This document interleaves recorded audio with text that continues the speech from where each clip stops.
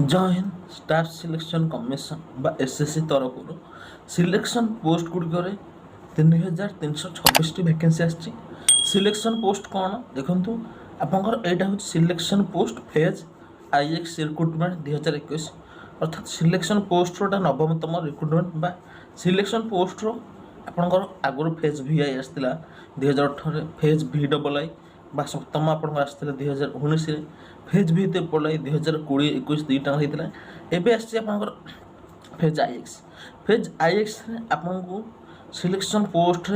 3326 vacancy आसी selection post कौन देखो सिलेक्शन पोस्ट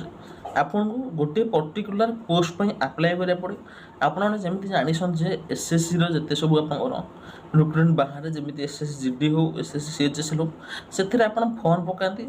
आपंकर मार्क अनुसार आपको सिलेक्शन आप मार्क अनुसार आपको पोस्ट सिलेक्शन हुए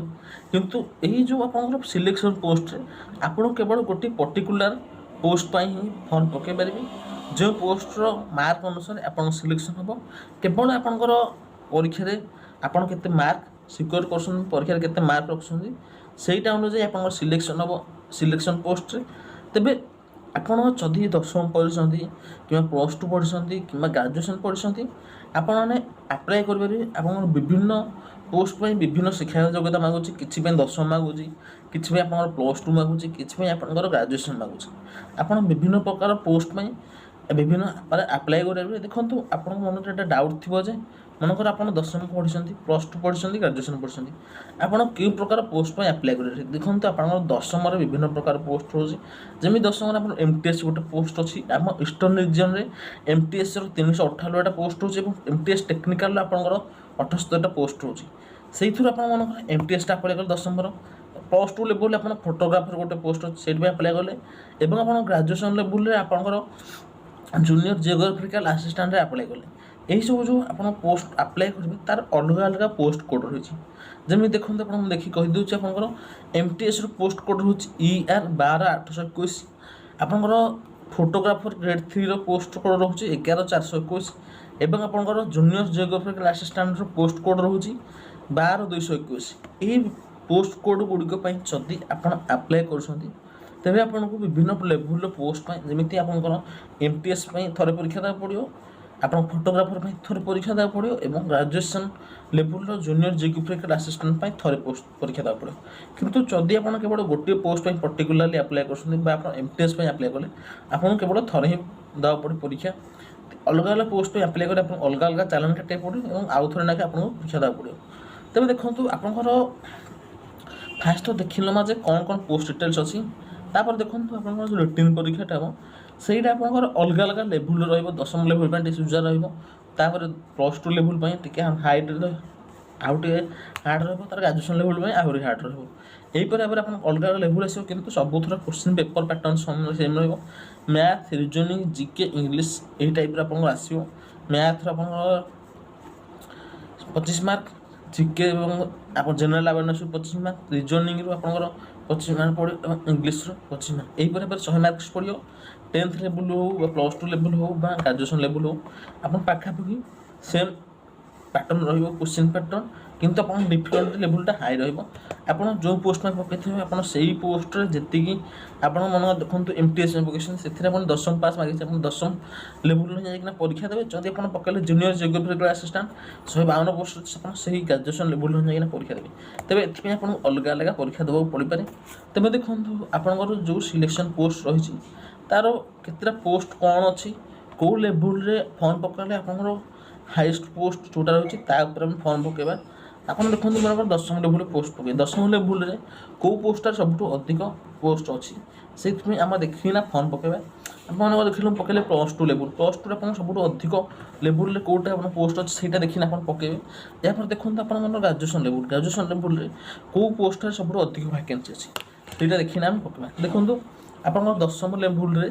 एमटीएस टेक्निकाल गोटे पोस्ट अच्छे से ईस्टर्न रिजन 12,821 पोस्ट कोड आप जिते भी आप्लाय करेंगे आपको पोस्ट कोडटा देवा पड़ो यही 12,821 पोस्ट कोड्रे आप 78टा पोस्ट अच्छी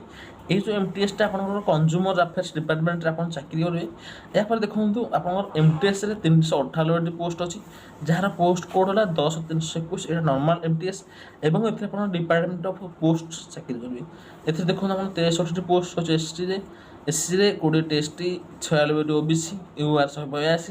ये जो एक्स सर्विसमैन 40 पोस्ट रही यहीटा है आप सब बेसी वैकेंसी अच्छी 398टी आप एमटीएस नॉर्मल देखो plus two level photographer grade 3 आप देखो 8टा पोस्ट रही गोटे ER 11,421 पोस्ट कोड है तार देखो डीलर कम मेकानिक गोटे आप पोस्ट रही से 19टा पोस्ट अच्छे प्लस टू लेवल जोटार पोस्ट कोड है ER 1221 मास्टर क्राफ्ट्समैन पोस्ट कहुए ये टोटाल लेवल 19टा पोस्ट रही यही जो फोटोग्राफर और dealer cum mechanic 10 plus two sorry 10 plus two level plus two level मागिचे आप शिक्षा योग्यता यहाँ देखो आप ग्राजुएसन लेवल कौन कौन पोस्ट अच्छी graduation level junior geographical assistant post अच्छी जोटा तार पोस्ट कोड है ER 122 से 162 पोस्ट अच्छी यहाँ आप चाहिए आप्लाय करेंगे तो देखो ER 11,321 गोटे पोस्ट बाहर से ग्राजुएसन लेवल मागिଛି ସେଥିରେ ଆପଣ रिसर्च असिस्टेंट पोस्ट अच्छी जो कि 146टा पोस्ट अच्छी एटा चाहिए आप आप्लाय करेंगे देखो आप जो लेवल आप्लाय करेंगे सहीटा आप निजर शिक्षा योग्यता निर्भर करे आप 10 पढ़ी 10 लेवल आप्लाय करूँ प्लस टू जब पढ़ी प्लस टू लेवल आप्लाय करेंगे जदि प्लस टू लेवल किसी आपको भल लगुन पोस्ट तेज आप 10 लेवल आप्लाय करेंगे आप ग्राजुएसन करते 10 लेवल आप्लाय करेंगे किंतु आप जेहेतु जदि भल पाठ पढ़ी भल आप नलेज अच्छे ग्राजुएसन लेवल पोस्ट आप्लाय करूँ ग्राजुएसन लेवल पोस्ट आप्लाय करने सहित आप 10 लेवल पोस्टा भी आप्लाय कर जोटा है गोटे हम कारण आप दुईटा पोस्ट एग्जाम दे पारे कि जदि 10 लेवल 2टा पोस्ट आप आप्लाय कर MTS technical normal MTS apply करेंगे सेटा हेनी से